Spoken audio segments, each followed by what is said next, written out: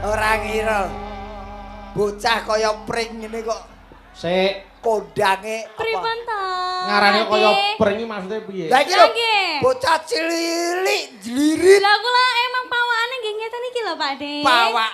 Oh, iya, iya. Pawaan. Pawakan ki ora iso ninggal sekolah ire. Nggih. Sing penting nadyan cilik sehat ya, Nduk. Sehat Pak De, alhamdulillah. Sik. Dimene ditepung piyai kene jenengmu komplit sapa, Nduk? Nggih saderengipun ngaturaken sugeng dalu kagem para bapak ibu sedaya Masya Allah. Niki kula takjub sekali, penontonnya sangat banyak Pak De. Penontonnya uang kok banyak.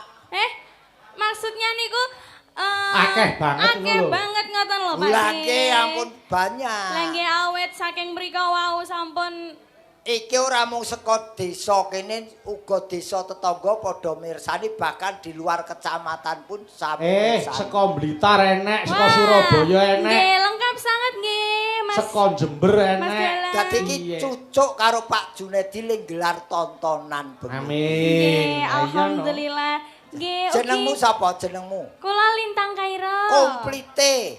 Lintang Kairo. Tok. Wis tok. Tok. Lintang Kairo wis komplit kuwi. Sakjane wonten lho Pak De. Apa? Dulu niku namanya Ubay Lintang Fatma Ruhari Nala Khairun. Panjang to Pak De? Wis kuwi wae Lintang Kairo wae. Lintang Kairo to? Sing dawa omong angel iratu kok. Lintang Kairo lintang ki lincah bocahe tanggapane rame. Nah, masa lho Pak De? Lho kok iki karya Amin ngono lho. Amin, matur suwun. Ayo Mbak Lintang iki didongake leluhur ya kudu amin. Amin nggih. Kok sik tembungmu ra enak. Apa nek salah to? Didongake leluhur. Leluhur ki wis modar e. Ha niku rak pikiran sampeyan sing kula karepke piyai sepuh sing luhur bebudene. Sesepuhe ngoten lho Pak De, panjenengan. Pini sepuh ngono kok leluhur. Nggih. Wong kok senengane. Ora ya padha to Pak De. Ya ora beda. Anu Lintang isih sekolah, Nduk, sayang. Tasik kelas tunggal SMA samenika. SMA pundi, Mbak Lintang? SMA 1 Puncu, Mas Dalang. SMA 1 Puncu. Lah, dadi mau dipirsani Bapak Ibu gurune ben bangga, SMA ya ben bangga duwe murid yang berprestasi kaya Mbak Lintang Kairo. Amin, matur sembah nuwun. Tibake aku ya wis tuwa ya. Jebul biyen ki sik mentik-mentik saiki SMA ya wis ora apa-apa, sing penting sekolahe ditutuke, karier tetap berjalan tapi sekolah tetap ditempuh dengan baik dan benar. Iki ana pundutan lagu. Nggih, Mbak Lintang. Saka Bapak Junedi. Nggih, saking Pak Jun ngersakaken podang kuning. Nggih. Ya dibawani sik kaya ngapa suarane. Bapak Jun nggih tasik lenggah. Ayo jelas ngaten. Ingkang pundi? Sugeng dalu Bapak Jun. Alhamdulillah panjenengan nih tasik pinarak lenggah. Ayo Pak Jun niku nek ngersani ringgit iki mesti nutuk, Nduk. Nutuk nadyan mau esuk tangine ya didadak. Mergo ketamon iki jurang grawah iki. Lah nggih to. Saiki isih tanggung jawabnya itu sangat besar sekali loh. Betul. Pak De. Iki apike dibawani apa, Nduk? Podang kuning. Nggih, dibawani ya gawane no, podang kuning. Monggo, iya Mbak Lintang, monggo. Nadyan wujud temong peksi. Suarane iso nggo kredit Honda. Kredit Honda iki piye to, Pak De? Tegese kowe nyanyi sak nyanyian ki iso nggo ngangsur kendaraan. Ya ampun, mboten Pak De. Tasih ajar sak menika Pak De. Ajar ya aja njaluk sangu. Kan wonten Ibu sesepuh Ibu Darsini nuwun sewu Ibu. Kae mbak-mbaknya semuanya. Pojok kae Presiden Purbakala. Ampun ngoten to Pak De. Nek ngenyek wong sampe nake dhewe iki lho. Nggih lho. PT Kantropus, wong iki nek ngenyek aja sak penake dhewe. Kamu ra enak. Oh, aku kerpus bareng. Ya, Nduk.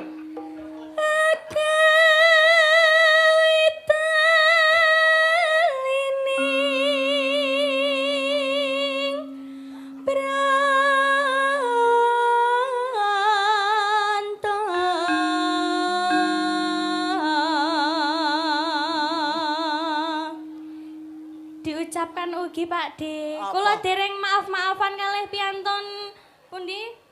Yai anu ta. Kiai Yai Ageng Dono Salam Mulya. nggih Dono Mulya. Minal aidin wal faidin kagem Bapak Ibu sedaya nggih. Nggih. Kaya bancaan ya. Bancaan pripun? Nggih. Nggih. Nek ra apa-apa njaluk ngapura luwih apik. Lah nggih to Pak De. Anu Halus manis merak hati.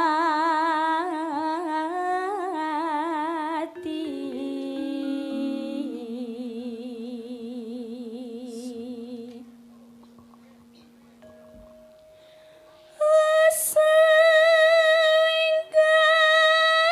kula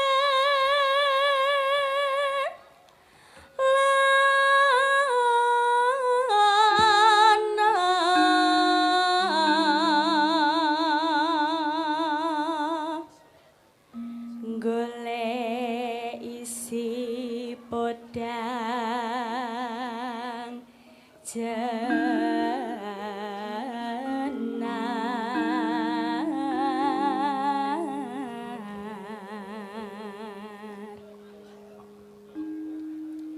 iba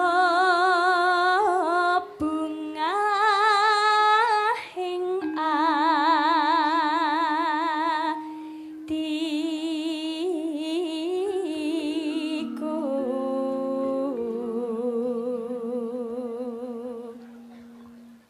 nyanding bisa dadi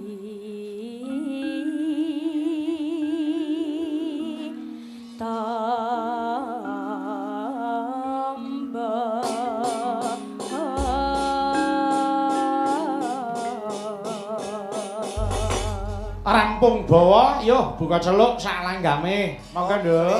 Monggo. Isa awan ning omah wis ora krasa kaluyuran anggone isih ngetas sayang bakal miterangkanku kali ora krasa isa awan nganti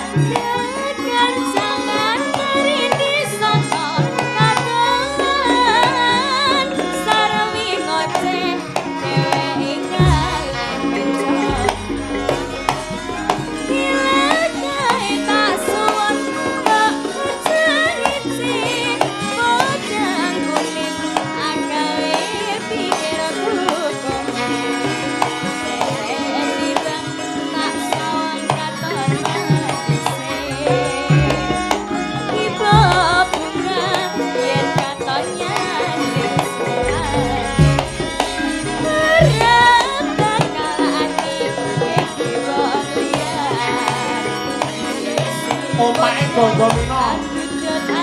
Yo kendangane tangan di temake.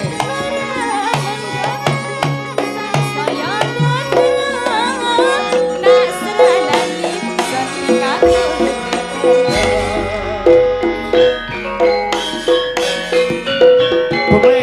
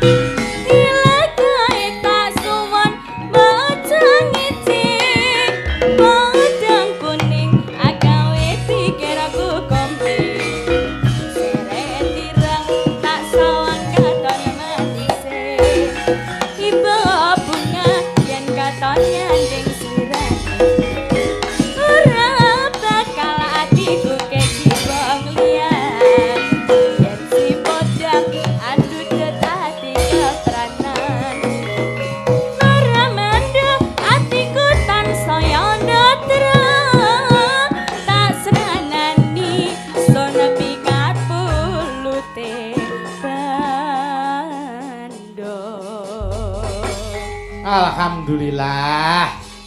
Wis diaturke. Matur nuwun nggih, Mbak Lintang. Matur nuwun, Duk. Ya, matur nuwun. Ana angker meneh.